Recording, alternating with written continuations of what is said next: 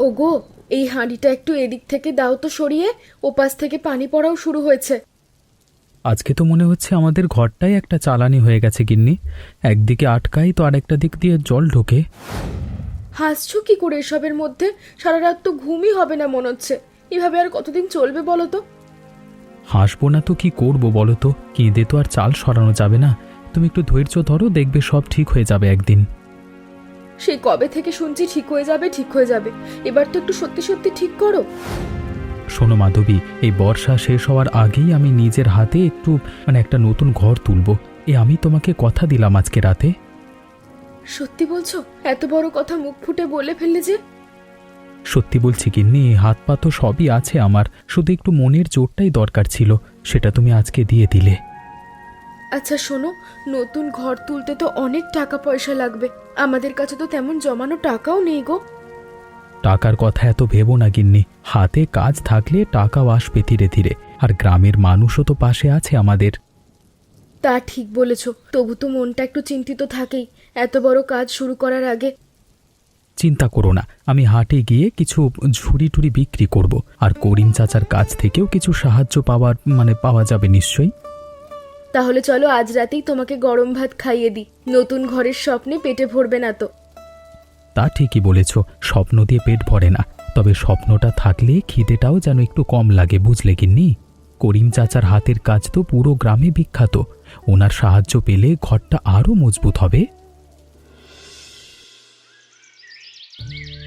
বাহ নিতাই, ওর হাতে তো বেশ জোর আছে দেখছি, এত তাড়াতাড়ি বাঁশ ছাড় সাফ করে ফেললি। আপনার হাতের কাজ দেখেই তো শিখছি চাচা, আপনি না থাকলে এই কাজ আমার একার পক্ষে সহজ হতো না। শুনলাম তুই নাকি নতুন ঘর তুলবি বর্ষার মধ্যেই, এ বয়সে এত সাহস দেখে ভালোই লাগছে আমার। হ্যাঁ চাচা, মাধবীকে কথা দিয়েছি, এবার কথা রাখতেই হবে। আপনার একটু সাহায্য পেলে কাজটা সহজ হয়ে যাবে অনেক। সাহায্য নিয়ে আর চিন্তা করিস নে, এই নে তোর মজুরি, আর সাথে এই কয়েকটা ভালো বাঁশও নিয়ে যা, ঘর তোলবার কাজে লাগবে। চাচা, এ তো অনেক বেশি হয়ে যাচ্ছে, শুধু মজুরি তো নেওয়ার কথা ছিল আমার। বেশি কম বুঝি না রে বাবা, তোর পরিশ্রম দেখে ভালো লাগলো তাই দিলাম। যা বাড়ি গিয়ে বউকে খুশির খবরটা গিয়ে দে। কিরে নিতাই, এত বাঁশটি নিয়ে কোথায় চললি? বিয়ে করাচ্ছিস নাকি বাঁশগুলো রে? আরে না না জ্যাঠা, ঘর তুলবো বলে বাঁশ জোগাড় করছি, করিম চাচা আজকে বেশ কয়েকটা দিয়ে দিলেন। বাঁশগুলো দেখে তো মনে হচ্ছে তোর আগে ওরাই নতুন বাড়িতে উঠতে চায়। এত যত্ন করে যাচ্ছিস দেখে হাসি পাচ্ছে আমার। আচ্ছা নিতাই, খরচের হিসেব করেছিস কিছু? এত বড় কাজ, টাকা পয়সার ব্যবস্থা ঠিকঠাক আছে তো? হাটে ঝুড়ি বিক্রি করে যা পাই তাই দিয়েই চালাবো ভাবছি জ্যাঠা, আর আপনাদের সাহায্য পেলে খরচ অনেক কমে যাবে। চিন্তা করিস না, দরকার হলে আমার ঘরে যে পুরনো বাঁশগুলো পড়ে আছে সেগুলো নিয়ে যাস, কাজে লাগবে হয়তো। যত্ন তো করতেই হবে জ্যাঠা, এই বাঁশগুলোই তো আমার নতুন ঘরের ভিত্তি হবে, অবহেলা করলে চলে? ঠিক বলেছিস বাবা, দরকার হলে বলিস, আমিও হাত লাগাবো তোর ঘর তোলবার কাজে। এমনিতেও সংসারে তেমন কাজকর্ম নেই আজকাল আমার। চিন্তা করিস না বাবা, তোর এই উদ্যোগ দেখে আমার নিজেরও মন ভালো হয়ে যাচ্ছে। অনেকদিন পর গ্রামে এমন কিছু হচ্ছে দেখে।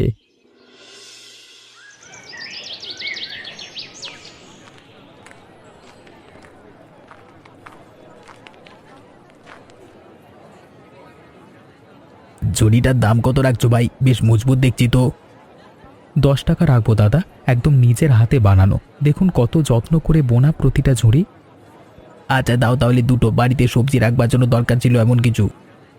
নিন দাদা। আর কোনো লাগবে বলবেন, নতুন ঝুড়ি বানিয়ে রাখবো আপনার জন্য। এই নিন, টাকা লাগলে আপনাকে অবশ্যই জানাবো। আজকে বেশ ভালোই আয় হলো, মাধবীর জন্য কিছু একটা কিনে নিয়ে যাই বরং। মাধবী, দেখো তো কি এনেছি তোমার জন্য, একদম নতুন চকচকে হাঁড়ি। এ কি গো, আজ হঠাৎ হাঁড়ি কেন? কি উপলক্ষে? উপলক্ষ কিছু না, হাটে ঝুড়ি বিক্রি করে বেশ কিছু টাকা পেলাম, ভাবলাম তোমার পুরনো হাঁড়িটা তো ফুটো হয়ে গেছে, তাই একটা নতুন নিয়ে এলাম। এভাবে যদি রোজ কিছু না কিছু আয় হয় তাহলে তো ঘরের খরচটা অনেকটাই উঠে আসবে। ঠিক বলেছ গিন্নি, একটু একটু করেই তো বড় কাজ হয়। তাড়াহুড়ো করলে চলবে না। এবার থেকে প্রতি হাটেই একটু বেশি করে ঝুড়ি নিয়ে আসবো, দেখি কতটা এগোনো যায়। ভালো বুদ্ধি, তবে শরীরের যত্ন নিও। শুধু কাজ করলেই তো চলবে না, আগে নিজের জন্য একটা ভালো গামছা কিনতে পারতে তো। তোমার পুরনো গামছাটা একদম ছিঁড়ে গেছে, দেখেছো সেটা? আরে আমার গামছা নিয়ে চিন্তা করো না, তুমি খুশি থাকলে আমার সব চিন্তা দূর হয়ে যায় গিন্নি। তুমি না সত্যি একটা পাগল মানুষ, নিজের কথা একটুও ভাবো না, সারাক্ষণ শুধু আমাদের কথাই ভাবো। ভাববো না কেন বলো তো? তুমি ভালো থাকলেই তো আমার সংসারটা ভালো থাকে। এর চেয়ে বড় হিসেব আর কি আছে আমার কাছে? এ কে? নিতাই না তুই? নিতাই নাকি রে তুই? হ্যাঁ, রাহুল, তুই এতদিন পর, কত বছর হয়ে গেল তোকে দেখি না। সেই তো শহরের কাজে এমন জড়িয়ে গেলাম যে আসবার সময় পেলাম না। তা তোর খবর বল, চেহারা তো একদম বদলে গেছে। চেহারা বদলাবে না তো কি, রোদে পুড়ে বৃষ্টিতে ভিজেই তো দিন কাটে আমার। তা তুই তো এখন শহরের বড় মানুষ, হঠাৎ গ্রামে কেন? এইসব কি করছিস রে বাঁশ নিয়ে? ঘরটর তুলছিস নাকি নতুন করে? হ্যাঁ রে, পুরনো খড়ের চালের ঘরের চাল একদম ফুটো হয়ে গেছে, তাই নতুন করে বাঁশের ঘর তুলছি নিজের হাতে। এত কষ্টের মাঝেও তোর মুখে হাসি লেগে আছে দেখছি। আরে আমার তো শহরে থেকে থেকে হাসিটাই ভুলে যাচ্ছি মনে হয়। কষ্ট তো থাকবেই রে, তাই বলে হাসবো না কেন বলতো? হাসি মুখে কাজ করলে কষ্টটাও কম লাগে। আচ্ছা বলতো, মাধবী বৌদি কেমন আছে? আর তোদের সংসারের খবর কি? মাধবী তো ভালোই আছে, তবে বৃষ্টির মধ্যে ঘর নিয়ে বেশি চিন্তায় ছিল। এখন নতুন ঘরের কথা শুনে খুশি হবে খুব। তোর সাথে দেখা হয়ে সত্যি ভালো লাগছে রে। শহরে থাকতে থাকতে এসব আপন মানুষদের কথা খুব মনে পড়তো। আমাদেরও তো মনে পড়তো তোর কথা। কতবার ভেবেছি তোকে চিঠি লিখবো, কিন্তু কোনো না কোনো কারণে হয়ে ওঠেনি। আচ্ছা নিতাই, তোর এই গ্রামটা কিন্তু এখনো ঠিক আগের মতো আছে দেখছি, একটু বদলায়নি। বদলাবে কিভাবে বলতো? মানুষগুলোর মনটাই তো এখনো সে আগের মতো সহজ সরল রয়ে গেছে। শোন নিতাই, আমার ইচ্ছে হচ্ছে কিছুদিন এখানেই থেকে যাই তোর সাথে। তোর কাজেও একটু হাত লাগাবো। অনেকদিন এমন খোলা আকাশের নিচে কাজ করা হয় না আমার। সত্যি বলছিস? তাহলে তো খুব ভালো হয়, চল বাড়ি চল, মাধবীও খুব খুশি হবে তোকে দেখে। নিতাই, এই গিটটা কিভাবে বাঁধলো ঠিক হবে? মানে আমার তো সব হাত কাঁচা এইসব কাজে। আরে চিন্তা করিস না, একটু শিখিয়ে দিচ্ছি, দেখবি কয়েকবার করলেই হাত বসে যাবে তোর।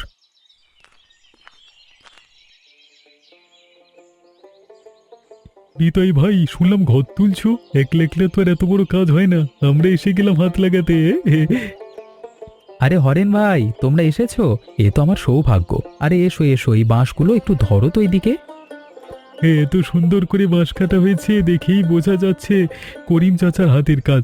কাজটা আজকের মধ্যে অনেকটা এগিয়ে যাবে মনে হচ্ছে।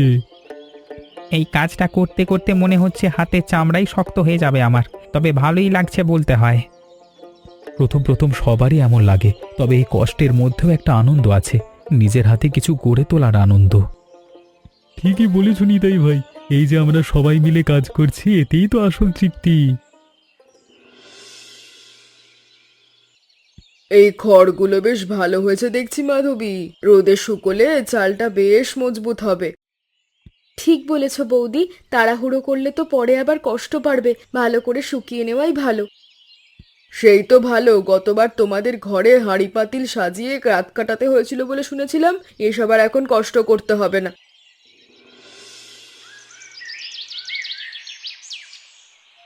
সবাই একটু বসুন, আজ আর তাড়াহুড়ো নেই, পেট ভরে খেয়ে তারপর আবার কাজে নামবেন। সত্যি বলছি নিতাই, এমন খোলা আকাশের নিচে বসে খাওয়ার এই আনন্দ শহরের বড় বড় রেস্তোরাঁতেও পাইনি আমরা কখনো। সেটাই তো গ্রামের আসল স্বাদ রে, টাকা দিয়ে কেনা যায় না, এসব নিজের হাতে অর্জন করতে হয়। রাহুল দাদা, শহরে তো নিশ্চয়ই এসি ঘরে বসে কাঁটা চামচ দিয়ে খান, আজকে হাত দিয়ে খেয়ে কেমন লাগছে? দারুণ লাগছে ভাই হরেন ভাই। হাত দিয়ে খেলে যেন খাবারের স্বাদটাই অন্যরকম মনে হয়, একদম মায়ের হাতের রান্নার মতো। ও রাহুল দাদা, শহরে গেলে কিন্তু আমাদের এই মাঠের ভাত খাওয়ার গল্প বলতে ভুলবেন না যেন। ভুলবো কি করে হরেন ভাই, এই স্মৃতি সারা জীবন মনে থাকবে আমার। কিরে, ডালটা তো মিষ্টি লাগছে কেন? এই তো একদম মিষ্টান্নের মতো স্বাদ হয়ে গেছে। ওগো, আমি বোধহয় লবণের বদলে চিনির কৌটো থেকে নিয়ে এসেছি, আর তুমি ডালে মিশিয়ে ফেলেছো, দেখি বাটিটা। তাই নাকি? আমি তো ভাবলাম নতুন কোনো রেসিপি বানিয়েছো বুঝি, এত মিষ্টি ডাল জীবনে খাইনি। গোপাল জ্যাঠা, আপনি তো একদম মজার মানুষ। আরে বাবা, বয়স হচ্ছে তো, চোখে একটু কম দেখছি, তাই একটু ভুল হয়ে গেল। আর জানিস নিতাই, আমার বাবার আমলে তো পুরো গ্রামের সব ঘরই ছিল এমন বাঁশ আর খড়ের। আজকালকার মতো ইট সিমেন্টের ছিটে ফোঁটাও ছিল না। তাই নাকি চাচা? তাহলে তো সেই সময়ের ঘর তোলবার কৌশলটাও নিশ্চয়ই আলাদা রকমের ছিল। একটু বলুন না শুনি। ছিল রে বাবা, ছিল। তখন বাঁশের গিট বাঁধবার একটা বিশেষ কায়দা ছিল, যাতে ঝড়েও ঘর নড়তো না এক চুলো। সে কিরকম চাচা? আমরাও একটু শিখে নিতে পারি কিনা সেই পুরনো কায়দাটা বলুন না। শিখতে পারিস তো বটেই, তবে এর জন্য ধৈর্য লাগে অনেক। তাড়াহুড়ো করলে কাজ ভালো হয় না কখনোই। আমরাও শুনতে চাই চাচা, এমন গল্প আজকাল কেউ বলে না, শোনেও না কেউ।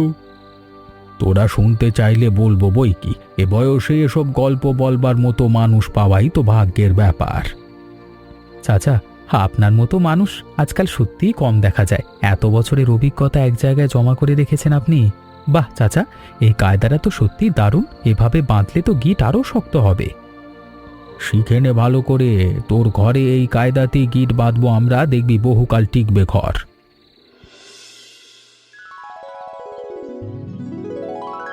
এই গাঁদা ফুলের গাছটা এখানে বসাই, সামনের বর্ষায় দেখতে দেখতে ফুলে ফুলে ভরে যাবে উঠোনে। বাহ গিন্নি, ঘরের কাজ শেষ হওয়ার আগেই তো উঠোন সাজানো শুরু করে দিয়েছো দেখছি। সাজাতে হবে না তো কি, ঘর সুন্দর হলে উঠোনও তো সুন্দর হবে নাকি? ঠিক বলেছ, আমি ততক্ষণে বাকি বাঁশগুলো গুছিয়ে রাখি। মাধবী, আরেকটা কথা, বারান্দার এই কোণাটায় একটা ছোট মাটির প্রদীপ রাখার জায়গা করে দেবো ভাবছি। সন্ধেবেলায় সুন্দর লাগবে। বাহ, দারুণ ভাবনা তো। আর এই দোলনাটার পাশে যদি একটা ছোট টেবিলও রাখি, সন্ধ্যায় চা খেতে বসতে খুব ভালো লাগবে। ঠিক বলেছ, সব মিলিয়ে তো আমাদের ছোট্ট সংসারটা একদম স্বপ্নের মতো সাজবে এরপর। বাহ, বাঁশের কাজটা একদম নিখুঁত হয়েছে দেখছি। করিম চাচার হাতের ছোঁয়া বোঝাই যাচ্ছে এখানে। নিতাই রে, তুই তো এরকম শিল্পীদের মতো ঘর বানিয়ে ফেলেছিস। আমার নিজের ঘরটাও নতুন করে বানাতে ইচ্ছে করছে দেখে। সবই আপনাদের সাহায্যে হয়েছে জ্যাঠা। একা আমার পক্ষে এত তাড়াতাড়ি এত সুন্দর করে বানানো সম্ভবই হতো না। শুনলাম করিম চাচা নাকি তোকে বিশেষ কায়দাও শিখিয়ে দিয়েছে গিট বাঁধবার। সেটাই তো আসল রহস্য এই মজবুত ঘরের। হ্যাঁ জ্যাঠা, চাচার শেখানো কৌশল ছাড়া এত তাড়াতাড়ি এমন মজবুত করে বাঁধা সম্ভবই হতো না। সত্যি পুরনো দিনের এই জ্ঞান হারিয়ে যাওয়ার আগে ধরে রাখা দরকার, নইলে পরের প্রজন্ম তো কিছুই জানবে না এর সম্পর্কে। বাহ নিতাই, তোমার এই ঘর দেখে মনে পড়ে গেল আমাদের ছোটবেলার গ্রামটার কথা। তখন সবার ঘরই ছিল এমন বাঁশের আর খড়ের। তাই নাকি মোড়ল মশাই? আজকাল তো সবাই ইট সিমেন্টের ঘরের দিকেই ঝুঁকছে। বাঁশের ঘর প্রায় হারিয়েই যাচ্ছে গ্রাম থেকে। সেটাই তো আফসোসের কথা রে বাবা। আমাদের গ্রামের এই পুরনো ঐতিহ্যটা আবার নতুন করে ফিরিয়ে আনা উচিত। তোর ঘরটাই তো তার শুরু হতে পারে। ঠিক বলেছেন মোড়ল মশাই, এই কাজ যদি হারিয়ে যায় তাহলে আমাদের মতো বুড়ো কারিগরদের হাতের বিদ্যাও একদিন হারিয়ে যাবে। নিতাই, তোকে একটা কথা বলার জন্য এতদিন এখানে থাকা, আজকে বলেই ফেলি।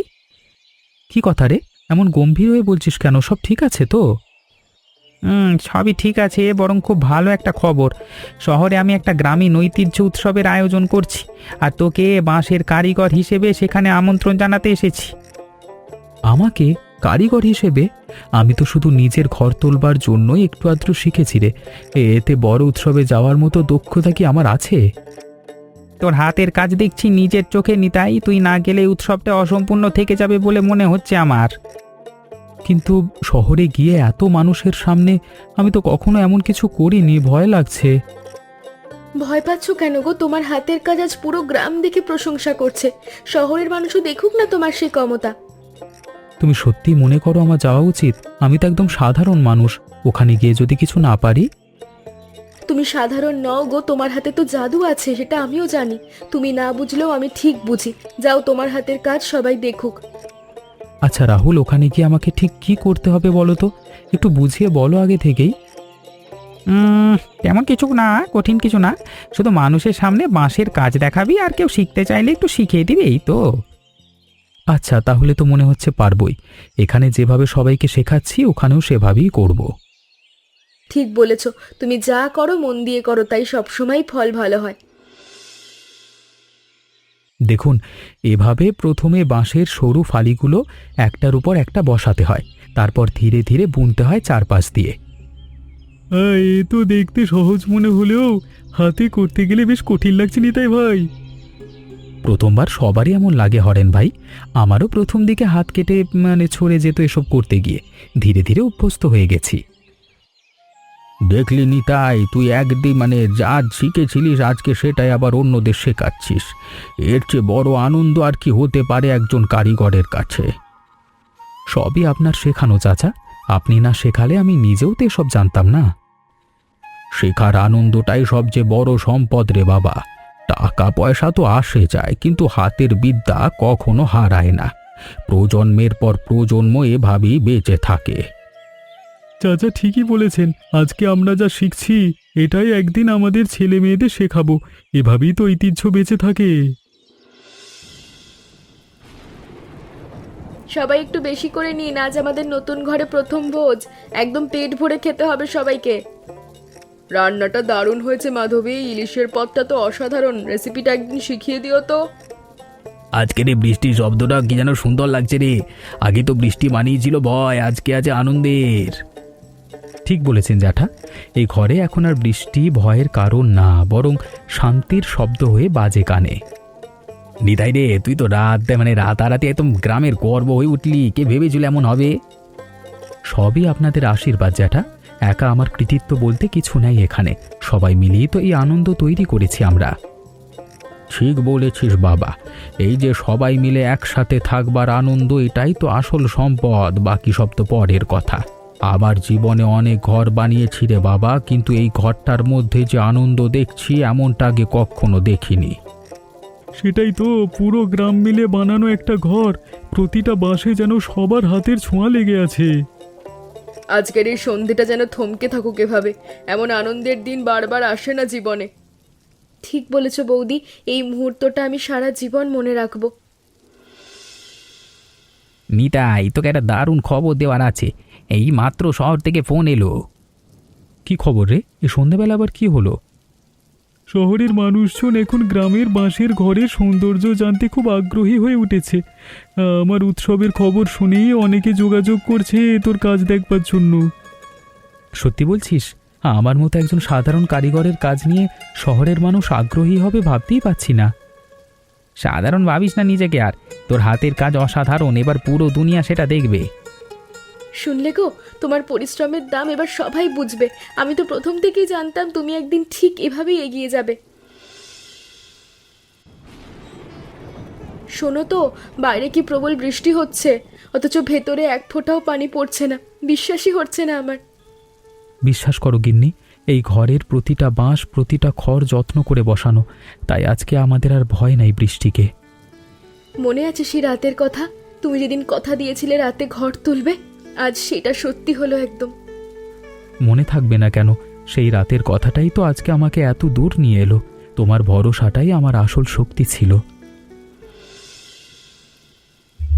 এমন বৃষ্টির মধ্যেও তোরা দুজন বসে আরাম করে চা খাচ্ছিস, আর আমি বাইরে ভিজে 100 হয়ে গেলাম।